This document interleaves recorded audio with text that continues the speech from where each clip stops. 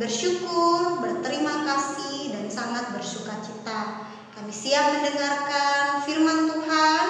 Kami siapkan telinga kami siapkan hati kami.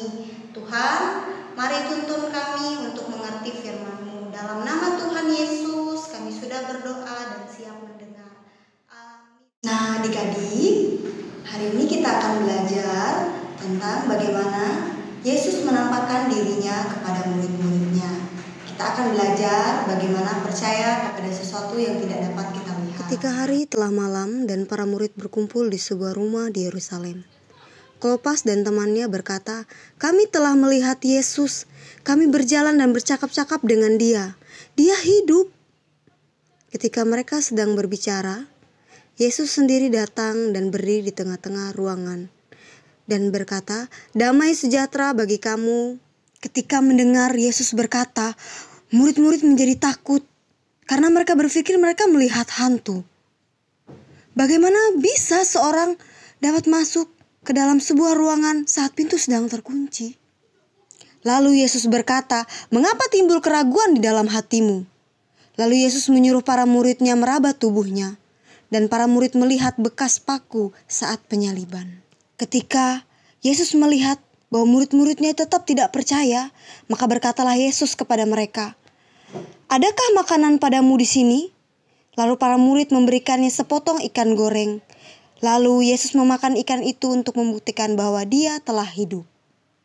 Setelah itu, Yesus memberitahukan kepada murid-muridnya bahwa Dialah Sang Juru Selamat dan menyuruh murid-muridnya untuk menyampaikan apa yang telah disampaikannya, bahwa Ia telah bangkit melawan kematian. Tetapi Thomas, salah satu dari murid-murid Yesus, tidak bersama-sama dengan mereka pada malam itu. Dan ketika murid-murid yang lain menyampaikan kepada Thomas bahwa Yesus telah hidup dari kematian, dia tidak percaya. 1 minggu kemudian, para murid berkumpul lagi dalam rumah yang sama. Dan saat itu ada Thomas bersama-sama dengan mereka. Dan pintu telah terkunci. Tiba-tiba Yesus datang dan bergabung, lalu berkata, "Damai sejahtera bagi kamu." Lalu Yesus menyuruh Thomas mengulurkan tangannya dan mencucukkan jarinya pada lambung Yesus. Lalu percayalah Thomas.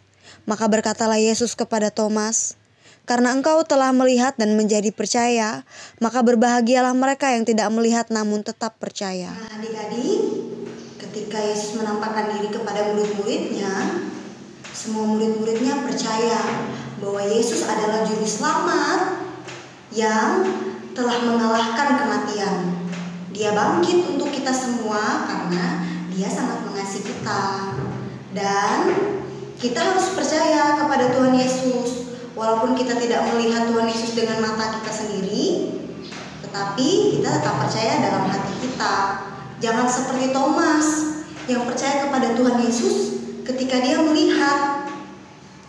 Dan kita juga harus percaya kepada Tuhan bukan hanya di mulut saja, tetapi kita harus percaya dengan segenap hati kita bahwa Tuhan adalah Allah yang hidup, juru selamat semua umat manusia.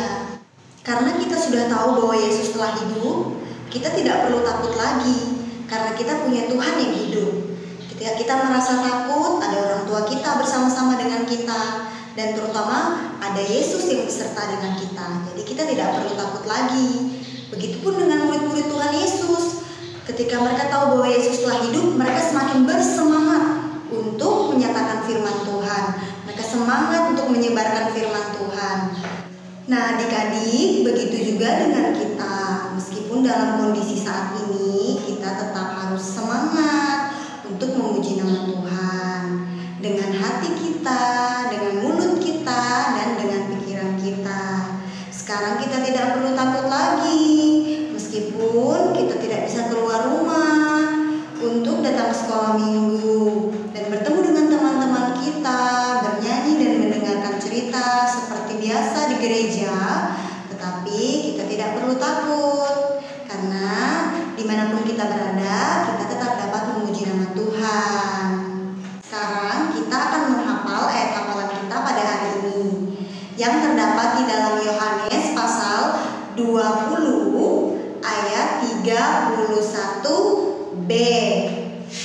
supaya kamu percaya bahwa Yesuslah Mesias, Anak Allah. Sekali lagi ya, ikutin Lose. Yohanes 20 ayat 31b, supaya kamu percaya bahwa Yesuslah Mesias, Anak Allah. Adik-adik, sekarang Lose mau ajak adik-adik untuk berdoa. Sekarang kita berdoa dan ikuti Lose ya. Tuhan Yesus yang baik, terima kasih untuk kebaikan-Mu.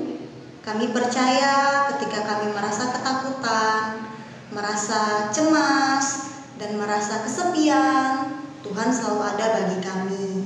Tuhan selalu ada bersama-sama dengan kami. Kami sangat bersyukur meskipun kondisi saat ini kami merasakan ketakutan. Tapi sekarang kami percaya Tuhan Yesus ada bagi kami. Terima kasih Tuhan Yesus untuk segala berkat-Mu. Kami mengucap syukur dan kami sudah berdoa. Di dalam nama Tuhan Yesus kami berterima kasih. Amin. Hai adik-adik, tetap siapkan persembahanmu untuk minggu depan ya.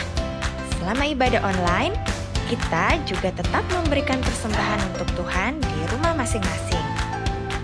Uangnya dikumpulkan dalam kotak atau toples yang sudah kalian hias sekreatif mungkin, seperti punya teman-teman kita nih.